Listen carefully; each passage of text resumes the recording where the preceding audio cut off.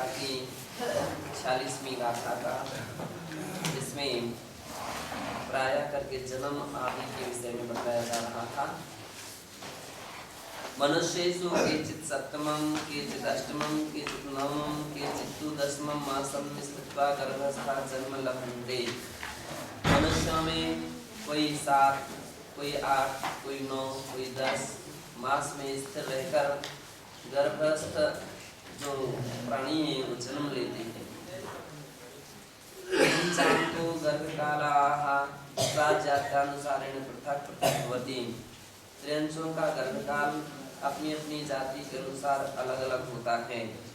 यथा मार्जाराणां सार्धैकमासः 1.5 माह, शुनः सार्ध 2 मासः, कुत्ते का 2.5 महीना, अजानां 6 मासः और बकरी का 6 माह, गोः 10 मासः, गाय का 10 माह, महिषानां 11 मासः और मनुष्य यानी बकरी यानी गाय भैंस का 11 माह, अश्वानां 12 मासः और घोड़े का 12 माह, हस्तीनां तु 18 मासः इत्यादि वर्णन।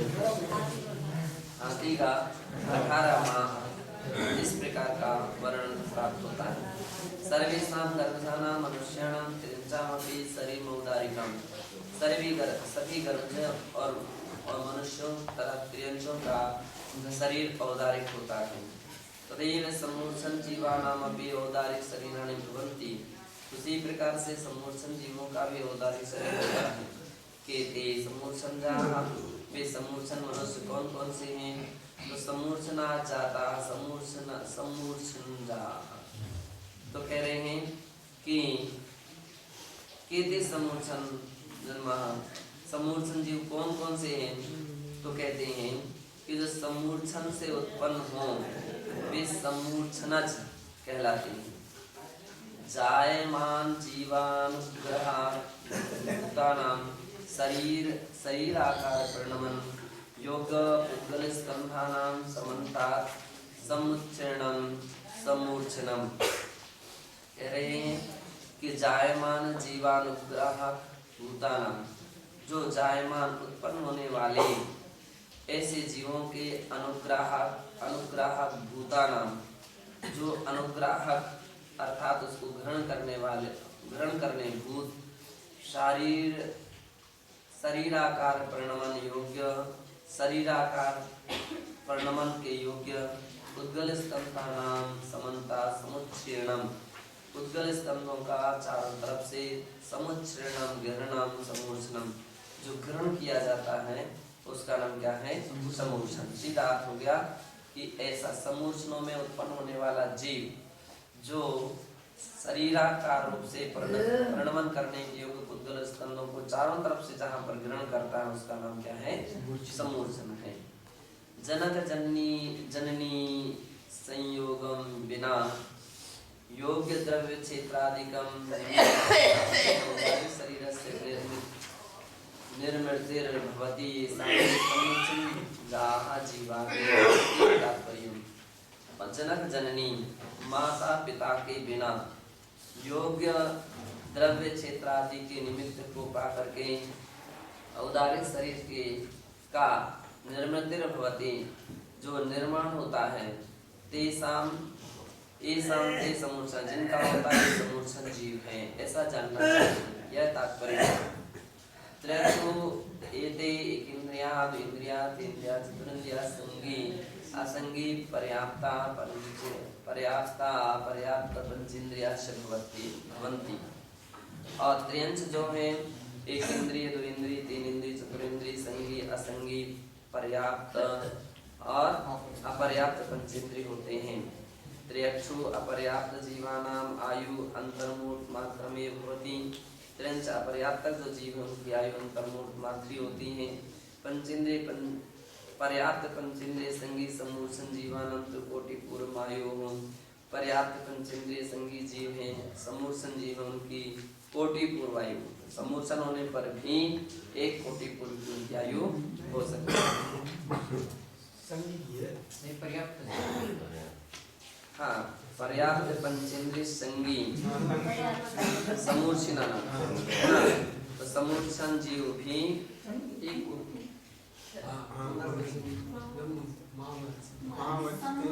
जो रहते हैं ना महामत्स्यादि, इनकी एक कोटि पूर्व की हो सकती है। मनुष्येषु केचित् समूर्छना जा भवन्ति, मनुष्यों में भी कोई समूर्छन मनुष्य होते हैं। ते संगीनः तथा पर्याप्ता एव भवन्ति, वे संगी तथा अपर्याप्त ही होते हैं। आयु तेषाम् अन्तर्मूर्ताम् एव भवति, और उनकी आयु अंतर्मूर्ति होती है। सर्वेषां समूर्छनजानां नपुंसकलिंगम् एव भवति, सभी समूर्छन जीवों का नपुंसक लिंग ही होता है। समूर्छन प्रक्रिया मनुष्योत्पत्ति विषय शास्त्रकारैः उक्तम्, समूर्छन की प्रक्रिया से मनुष्यों की उत्पत्ति के विषय में शास्त्रकार इस प्रकार से कहते हैं। कर्म भूमि चक्रास्त्र अलभृत भूरि भूजाम स्कंधावारवास समूहेषु रसवोच्चार भूमिषु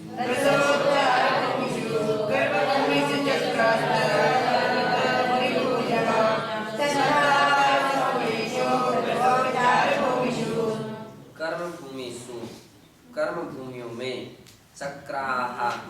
चक्राः यानी चक्रवर्ती तथा चक्रा हल भृताः और हल को धारण करने वाले इत्यादि भूरि भूजुषाम, तो बलभद्र वगैरह महान राजाओं की सेना में है ना, स्कंधावार समूहेषु, स्कंधावार समूह उन स्थानों में जहाँ पर उनकी सेना क्या करती है, प्रसवोच्चार भूमिषु, जहाँ उच्चार का प्रसरण मलमूत्र क्षेपण करते हैं ऐसे, तथा शुक्र सिंहाणक श्लेष्म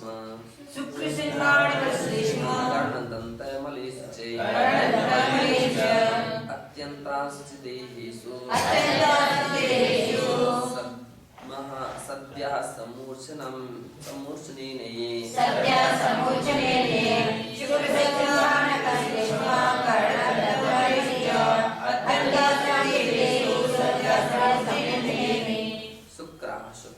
सिंहाण नाक कमल, श्लेष्म कर्ण दंत मलेशु कान कमल दांत कमल, इनमें अत्यंतासुचि देहेषु तथा अत्यंत अशुचि देह जिनका शरीर अंगुल का संख्यात्मक भाग मात्र होता है, नहीं अशुचि देह अतः अपवित्र प्रदेशों में सद्या समूर्छनेन तत्काल जो उत्पन्न हो जाते हैं ऐसे समूर्छन जीव कहलाते हैं। भूत्वांगुलस्य संख्येय भागमात्रे शरीरिका आसु नश्यन्ते पर्याप्ता येषु समूर्छिमानरा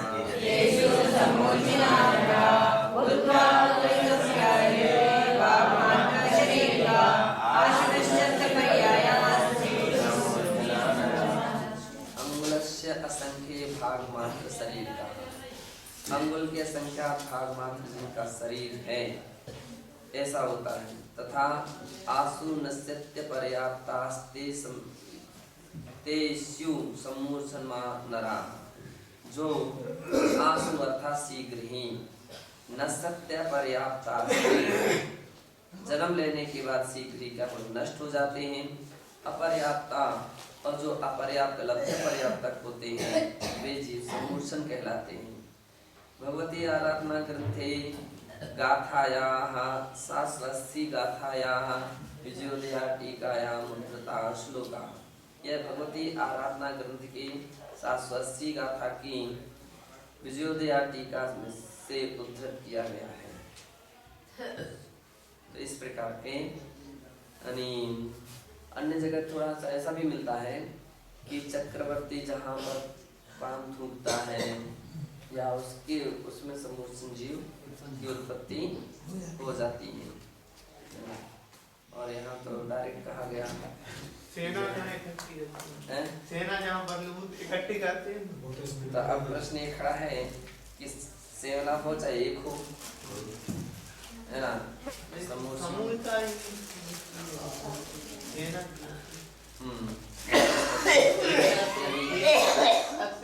और समूह संजीवन की उत्पत्ति ऐसे स्थानों पर विशेष रूप से हो जाती है।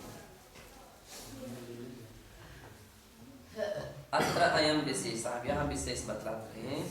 संगी पर्याप्त पंचेन्द्रिया त्र्यक्षु कश्चित् सम्यक् दर्शनं प्राप्तुं योग्यो भवति। संगी पंचेन्द्रिय पर्याप्त त्र्यंच कोई सम्यक दर्शन के प्राप्ति के योग होता है, किंतु मनुष्येषु सम्मूर्छनो न कदापि सम्यक दृष्टि अर्हति। किंतु मनुष्यों में कोई भी ऐसा मनुष्य सम्मूर्छन हो वह किसी भी प्रकार से सम्यक दर्शन के योग्य नहीं होता। अंतर्मूर्त उसकी आयु है, क्या सम्यक दर्शन है ना। हाँ, लेकिन त्र्यंच जो है वो सम्यक दर्शन प्राप्त कर सकते हैं। वैकृत शरीरम विक्रिया निर्मितम भवति। वैकृत शरीर विक्रिया के द्वारा निर्मित होता है। अष्ट गुण ऐश्वर्य योग्यात् एकानेक गुण महत् शरीर वैविध्य निर्मिति विक्रिया। अष्ट गुण रूप जो ऐश्वर्य है उसके योगा, उसके योग से एक अनेक छोटा बड़ा शरीर की विविधता को जो निर्मित करता है उसको विक्रिया कहते हैं। विक्रिया प्रयोजन से ही वैक्रिकम, विक्रिया ही प्रयोजन जिसका उसका नाम वैक्रिक है। विक्रिया च द्विविधा एकत्व विक्रिया पृथकत्व विक्रिया च। विक्रिया दो प्रकार की होती है, एकत्व विक्रिया और पृथकत्व विक्रिया। निमित्तकम वैक्रिक शरीरम अपि द्विविधम। उसके निमित्त से होने वाला वैक्रिक शरीर भी दो प्रकार का है हुआ, एक पृथक और अपृथक। तत्र स्वशरीरात् अपृथक भावेन से व्याघ्रादि रूपेण या विक्रिया सा एकत्व विक्रिया। वहाँ स्वशरीर अपने शरीर से अपृथक भाव रूप जो स्वयं व्याघ्रादि रूप से विक्रिया की जाती है वो एकत्व विक्रिया। नहीं, स्वयं एक ही शरीर का शेर बन गया, बस हाथी बन गया, घोड़ा बन गया, तो ये क्या हो गया, एकत्व विक्रिया है। या फिर उसका शरीर अन्यत्रेन प्रसाद मंडपादि भावेन विक्रिया सा पृथकत्व विक्रिया। और जो अपने शरीर से अन्यत्वेन अन्य रूप प्रसाद मंडप आदि भाव के द्वारा जो विक्रिया की जाती है वो पृथकत्व विक्रिया है। उभी विक्रिया भवनवासी व्यंतर ज्योतिष कल्पवासी देवानां भवति। और दोनों विक्रियाएं भवनवासी व्यंतर ज्योतिष और कल्पवासियों की होती हैं। सर्वार्थ सिद्धि पर्यंतम सर्वेषां वैमानिक देवानां तो प्रशस्त रूपा एकत्व विक्रिया एव भवन्ति। सर्वार्थ सिद्धि पर्यंत के सभी वैमानिक देव जो हैं उनकी प्रशस्त रूप एकत्व विक्रिया ही हुआ करती हैं, पृथक रूप नहीं होती है, अपृथक रूप होती है। नारकेषु षष्ठ भूमि पर्यंतम त्रिशूल चक्रासी मुद्गरादि अनेक आयुध रूपेण विक्रिया भवति।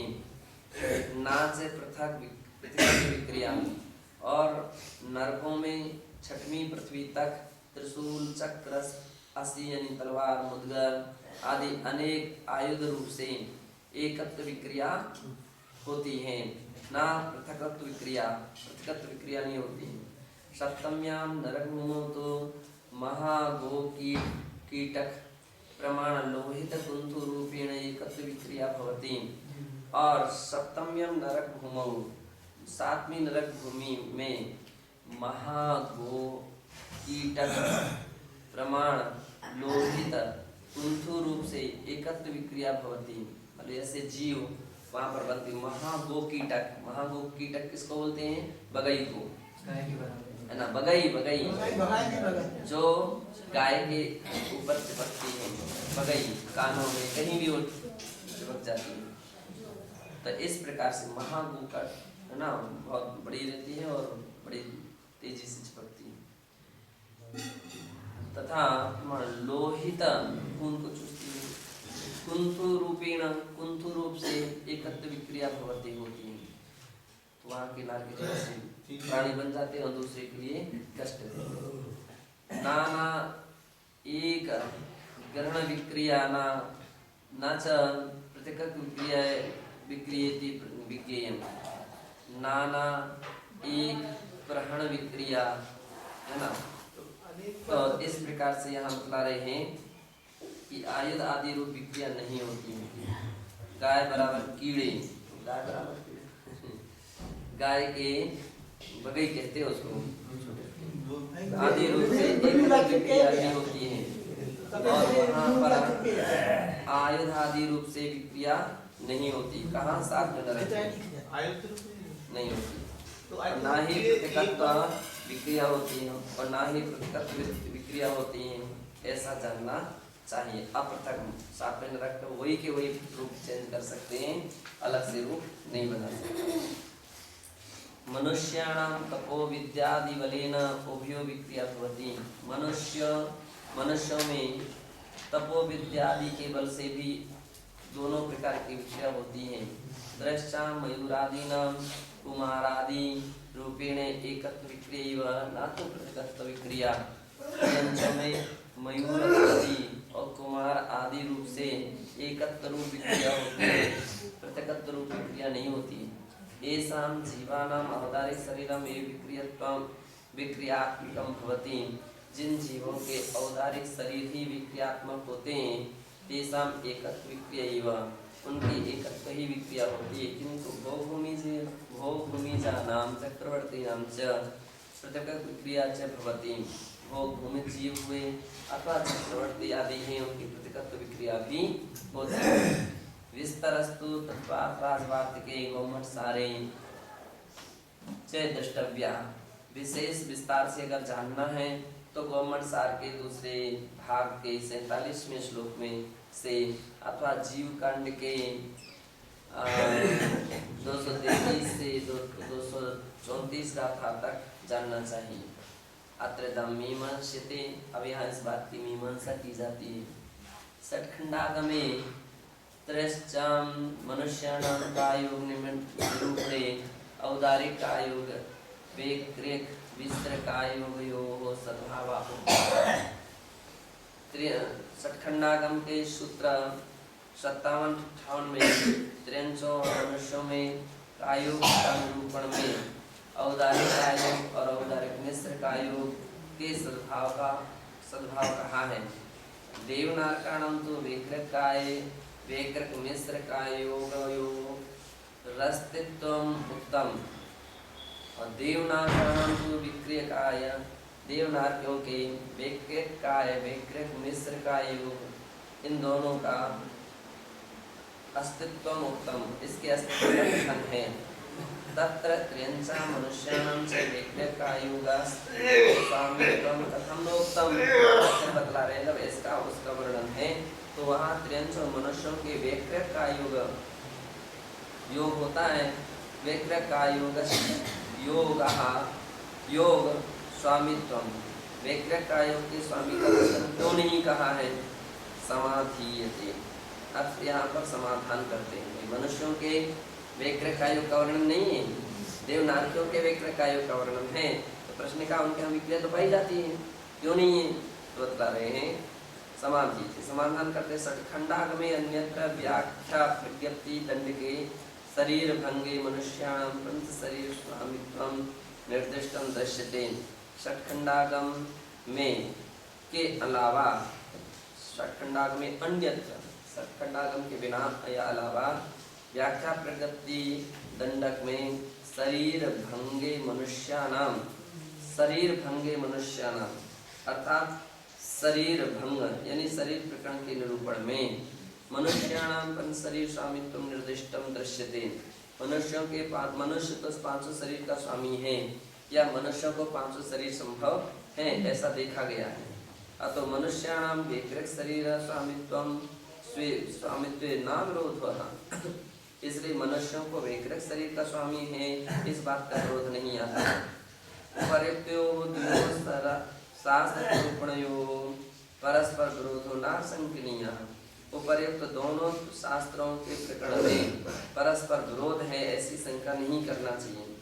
यतो हि प्रत्येक रूपणा अपेक्षा विशेषम अभिप्राय विशेषम आधत्य विहिता। कह रहे हैं कि प्रत्येक रूपणा अपेक्षा विशेषम अभिप्राय विशेष, अपेक्षा विशेष और अभिप्राय विशेष को धारण करके कही गई है। यतो हि देवनार्कणां सर्वकालं वैकृक योगाः न तु मनुष्याणां स्त्रियंचाणां तु वा। देवनार्कों के लिए तो हमेशा वैकृक का योग होता है, किंतु मनुष्यों के लिए हमेशा मनुष्य स्त्रियंचों को तेषां तो लब्ध प्रत्यय वैकृ शरीर योगाः कदाचित काहा। मनुष्य और त्रियंचों के लिए लब्धि प्रत्यय जन्य जो वैकृक शरीर है वह कदाचित यानी किन्हीं त्रियंच मनुष्यों में पाया जाता है। और अपन तत्पर सूत्र में लब्धि प्रत्यंच इस सूत्र को पढ़ चुके हैं, तो ऐसा लब्धि प्रत्यय रूप भी वैकृक शरीर होता है, मनुष्य त्रियंचों को होता है। अतः तद अपेक्षा मनुष्याणां वैकृक कायोग सद्भावो नानुरूपिता। इसलिए वहाँ इस अपेक्षा से त्रियंच और मनुष्यों को वैकृक कायोग का सद्भाव नहीं कहा है। अन्यत्र अस्तित्व संभावना अपेक्षा मनुष्याणां चतु शरीर सद्भावो वर्णतः। अन्यत्र अस्तित्व इसके बिना, अस्तित्व संभावना अपेक्षा इसके अस्तित्व की संभावना की अपेक्षा से, अर्थात जो लब्धि प्रत्यय रूप शरीर वैकृक है इसकी दृष्टि से मनुष्यों को चतुर शरीर सद्भावो वर्णिता, चारों प्रकार के शरीर के सद्भाव को कहा है। एवं द्वयो अभिप्राय विशेषा पृथक पृथक इति तद उभय कथनयो परस्पर अविरोधा। इस प्रकार से दोनों अभिप्राय विशेष पृथक पृथक इति तदुभय कथनयो अलग अलग दोनों प्रकार के कथनों में परस्पर विरोध नहीं है, ऐसा जानना चाहिए। अब यहाँ पर क्या है, मनुष्यों के लिए चारों प्रकार के शरीर का सद्भाव एक साथ हो सकता है, त्रियंचों को नहीं हो सकता है। क्यों नहीं हो सकता है? उनको आहारक शरीर नहीं पाया जा सकता। षष्ठ गुणस्थान वर्तिनः आहारक रिद्धि संपन्नेन प्रमत्त संयतेन मुनिना यदा आह्रियते निर्वर्त्यते समुत्पद्यते तद आहारकम शरीरम। छठवें गुण स्थान वर्ती आहारक वृद्धि से संपन्न योगी जो प्रमत्त संयतेन छठे गुण स्थान वर्ती मुनियों के द्वारा जो आह्रियते निर्वर्त्यते ग्रहण किया जाता है या निर्माण किया जाता है, समुत्पाद्यते है ना उत्पन्न किया जाता है, तद आहारकम शरीरम वो आहारक शरीर है। आहारक शरीर उत्पत्तो त्रीणि कारणानि भवन्ति। आहारक शरीर की उत्पत्ति में तीन मुख्य कारण होते हैं। श्रुतज्ञान अल्पता, आज्ञा कनिष्ठता। श्रुतज्ञान की अल्पता जिसके लिए आज्ञा कनिष्ठता कहते हैं, ज्यादा ज्ञान नहीं है तो वो उनके लिए समझने के लिए जानने के लिए वो ज्ञान क्या होता है, शरीर का निर्माण होता है। असंयम बहुलता, और जहाँ असंयम की बहुलता है उस विषय में भी आहारक शरीर का उत्पत्ति होती है। केवली विरहे पदार्थ संशया, और केवली द्वारा कथित, केवली भगवान के द्वारा कहे केवली के विरहित केवली के अभाव में किसी पदार्थ के विषय में यदि संशय हो जाए तो वहां पर समाधान करने के लिए आहारक शरीर उत्पन्न होता है। एषु केनचित् एकेन कारणेन आहारक शरीरम उत्पद्यते। इन तीन कारणों में से कोई भी एक कारण के होने पर आहारक शरीर की उत्पत्ति होती है। तत्वार्थ राजवार्तिके च भणितम, तत्वार्थ राजवार्तिक अध्याय 2 और सूत्र 49 तथा वार्तिक चौथे इसमें कहा है, कदाचित लब्धि विशेष सद भावनार्थम कदाचित सूक्ष्म पदार्थ निर्धारणार्थम संयम परिपालनार्थम से भरत ऐरावतेषु केवली विरहे जात संशया तन्निर्णयार्था महाविदेषु केवली सकाशं जिगमिषा औदारिकम एव औदारिकमेव महान असैमो भवतीति विद्वान आहारकम निर्वर्त्यते।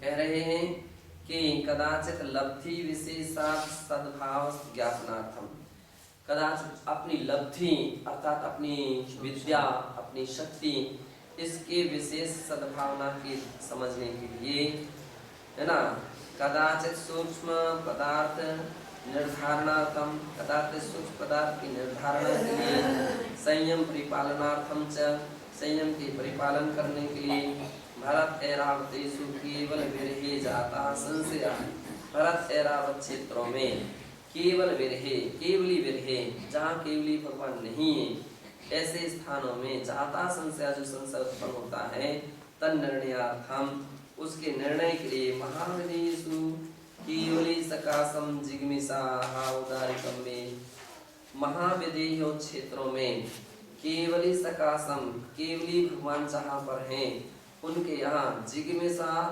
जिज्ञासा की पूर्ति के लिए, औदारिकेण में महान असैमो भवति अर्थात आहारक शरीर की, औदारिक शरीर से जाना तो संभव नहीं हो सकता है क्योंकि ऐसा करने में असंयम भी होता है। इति विद्वान आहारकम निर्वर्तते, इस प्रकार से जो सोच करके वह मुनि संयम निर्वाह हेतु आहारक शरीर की रचना करता है, का सद्भाव जानने के लिए भी आहारक शरीर की रचना की जाती है। आहारक शरीरम सूक्ष्मं रसादि सप्तधातु रहितम निगोध राशि रहितम शुभम विशुद्धम हस्तमात्रुस्तेधम हंसवद्धवलम सर्वांग सुंदरम भवति। आहारक शरीर सूक्ष्म होता है, रसादि सप्त धातु रहित होता है, निगोध शरीर से रहित होता है, निगोध राशि से रहित होता है, शुभ होता है, विशुद्ध होता है, एक हाथ मात्र उससे प्रमाण हुआ करता है, कितना? एक हाथ। और हंसवत धवलम कैसा होता है? हंस की तरह धवल, हंस की तरह सफेद वर्ण का ऐसा होता है। सर्वांग सुंदरम भवति, सभी तरह से सभी अंग उसके शुभ होते हैं। तद सहननमपि संतुत्रस्त्र संस्थान युक्तम शास्त्रकारी वर्णितम, और उसका सहनन भी संतुत्र संस्थान हुआ करता है।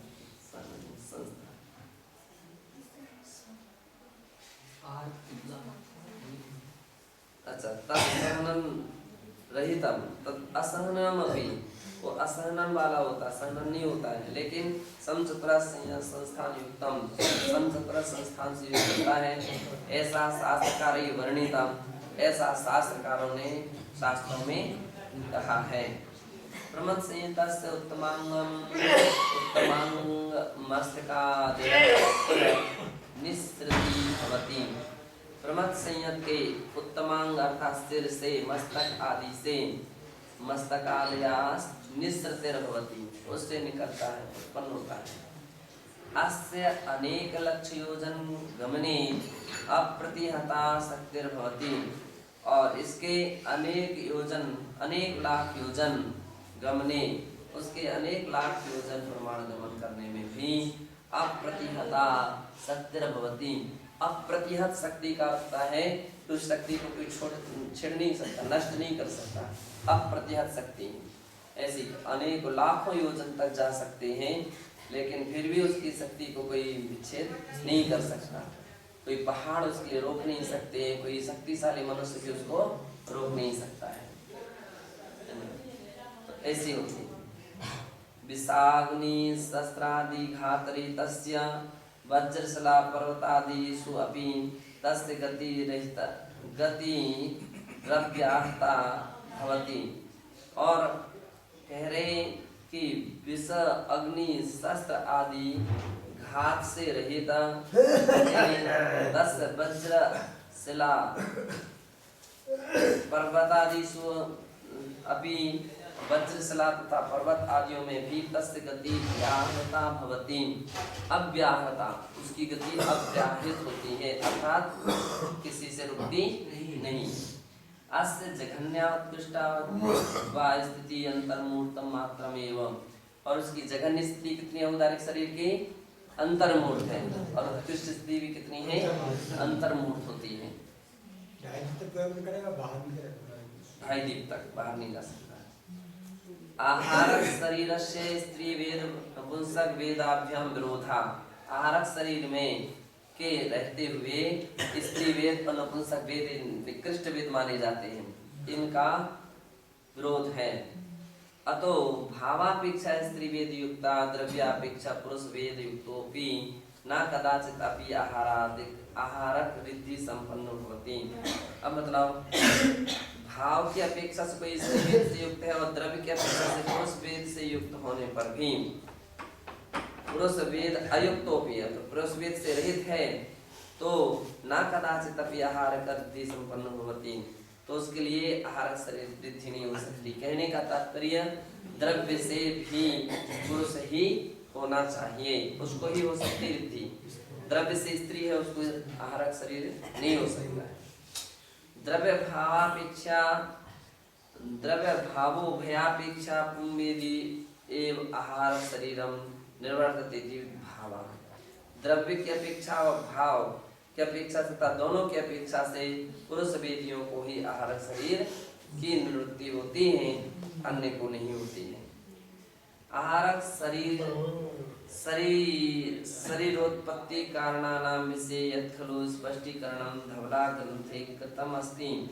आहारक शरीर की उत्पत्ति कारण विषय, इस कारण के विषय में जो निश्चय से स्पष्टीकरणम धवला ग्रंथ की चौथी पुस्तक की 5वें 6वें सूत्र और पृष्ठ 239 नहीं सूत्र 239 पृष्ठ 326 में कहा है। तत्सारूपेण निरूपिते, उसके सार स्वरूप को कहते हैं।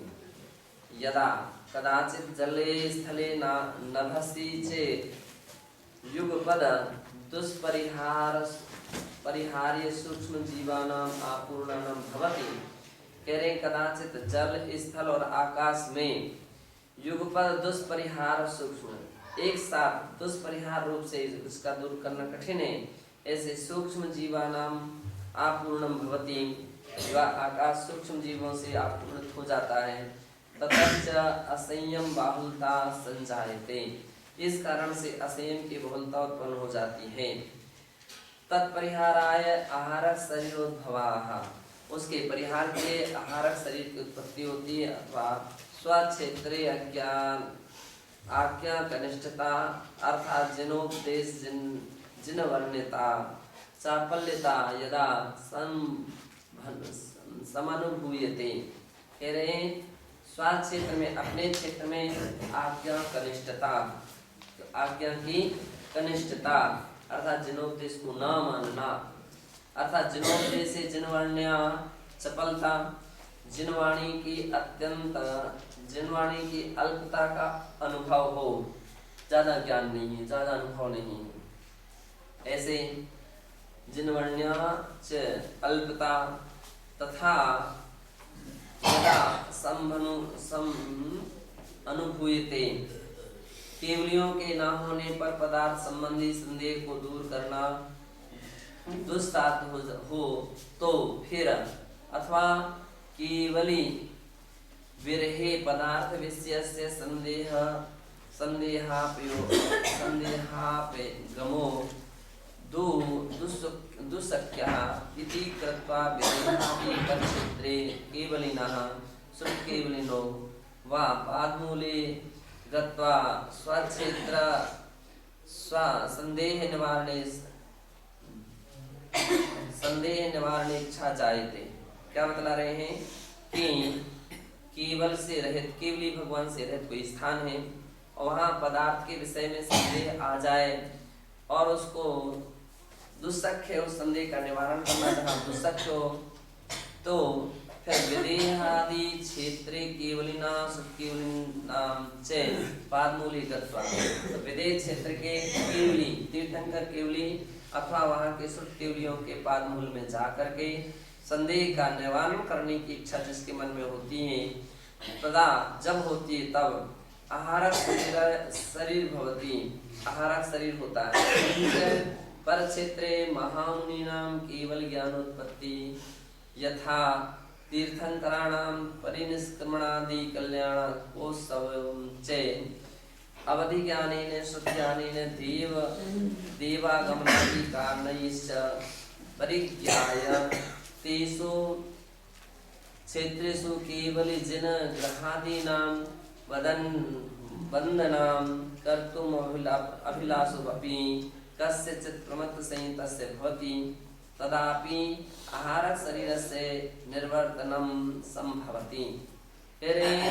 पर क्षेत्र में महामुनि केवल ज्ञानोत्पत्ति के स्थान पर जब तीर्थंकरों की शरीर परिनिष्क्रमण कल्याणक, परिनिष्क्रमण ने दीक्षा कल्याणक, तो परिनिष्क्रमण आदि कल्याणोत्सवम से इत्यादि कल्याणकों के उत्सव में अवधि ज्ञान के द्वारा, श्रुत ज्ञान के द्वारा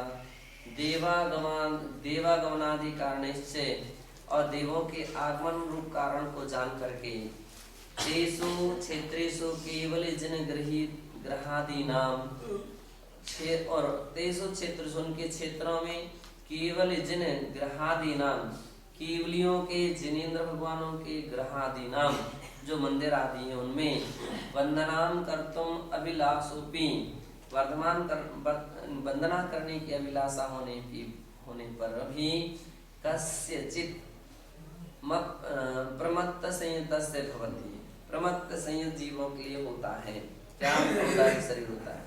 तदापि आहारक शरीर होता है, तदापि फिर भी आहारक शरीर से निवर्तनम भवति, आहारक शरीर की रचना होती है। यह यहाँ पर बतला रहे हैं किस प्रकार से रचना किसके लिए होती है, सभी के लिए नहीं होती है। जो छठे गुण स्थान वर्ती है ऐसा होना चाहिए, और छठे गुण स्थान वर्ती के साथ आहारक वृद्धि से संपन्न होना चाहिए। जिनके अंदर में आहारक वृद्धि संपन्न है ऐसे मुनियों के लिए शरीर से आहारक शरीर निकल सकता है, वो भी सिर से निकलेगा। और विशेषता एक नई बात कही है कि दीक्षा कल्याण के समय में भी आहारक वृद्धिधारी मुनि महाराज उनके दीक्षा कल्याण को देखने के लिए जिज्ञासा हो सकती है। तो औदारिक परम आहारक शरीर के द्वारा तो जा तो नहीं सकते, औदारिक शरीर के द्वारा नहीं जा पा रहे हैं, आहारक शरीर के माध्यम से पहुंच जाते।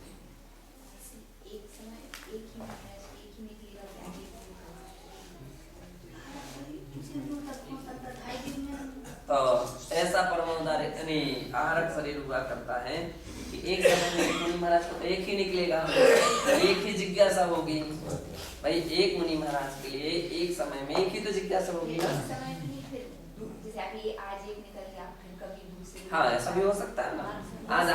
आज उनके लिए मान लीजिए कोई शंका हुई, उस शंका के तत्व के विषय में शंका हुई, उसको समाधान के लिए निकला। कभी हो सकता है संयम के परिहार के लिए निकल सकता है, कभी हो सकता है भगवान की दीक्षा कल्याण के लिए भी निकल सकता है। तो लेकिन एक समय में एक ही शंका होगी तो एक ही बार अनेक बार निकलता है। जीवस्य तेजो निमित्तम तेजसी भवम वा तेजसम शरीरम भवति। जीव के तेजो निमित्तम अर्थात तेज के निमित्त, तेजसम भवम जो तेजस को उत्पन्न करे, यानी उस शरीर में जो चमक लाए वो तेजस शरीर होता है। शरीर स्कंध से पद्मराग मणिर्वर्णः तेजः, शरीर स्कंधों का पद्मराग मणि की तरह जो वर्ण होता है उसका नाम तेज है। यद्वा शरीरा निर्गत रश्मि कला प्रभा तेजः तत्र भवं तेजसम। अथवा शरीर निर्गत, शरीर से उत्पन्न होने वाली रश्मि कला प्रभा तेजः, जो रश्मि उत्पन्न होती है, कला उत्पन्न होती है, प्रभा उत्पन्न होती है, उसका नाम तेज है।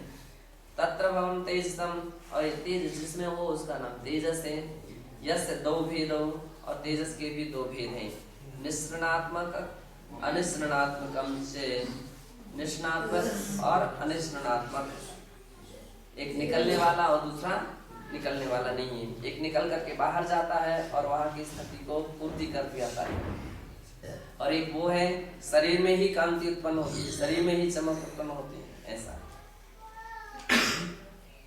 तत्तयोः निस्रणात्मक तेजस शरीर से दो भेदो, निस्रणात्मक शरीर के तेजस के दो भेद हैं, शुभ प्रशस्तम वा अशुभ अप्रशस्तम वा। एक शुभ या प्रशस्त, दूसरा अशुभ या अप्रशस्त। अनिस्रणात्मक तेजस शरीरम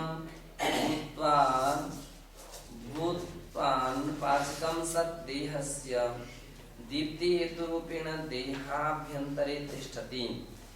और अनिस्रणात्मक तेजस शरीर में भुक्तान पाचकम, जो खाया हुआ अन्न है उसके पचन के पश्चात देह से दीप्तिर हेतु रूपेण देहाभ्यंतरे तिष्ठति, जो देह की दीप्ति के रूप में आभ्यंतर में रहता है, वह है ना, वो क्या है, अनिस्रणात्मक है। जैसे अपन कोई बोलती है ना, आहार वगैरह खाया पिया, अच्छा सुंदर स्वस्थ शरीर है, तो शरीर के अंदर में चमक रहती है। अभी अपन देख लो, उपवास के दिन देख लो, उपवास के दूसरे दिन वैसे, उपवास के दूसरे नंबर क्या हो गया, क्या हो गया, सब लोग टोकने लगे, क्या हो गया, तो बहुत कमजोर पड़ गए, शरीर भी ऐसे दिख रहा है ढीला ढाला सा, क्या उपवास है।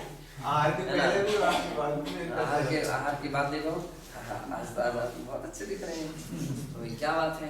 तो तेजस शरीर जो है ना, वो अनिस्रणात्मक तेजस शरीर होता है, तो आहार आदि के माध्यम से शरीर में तेज विशेष उत्पन्न होता है।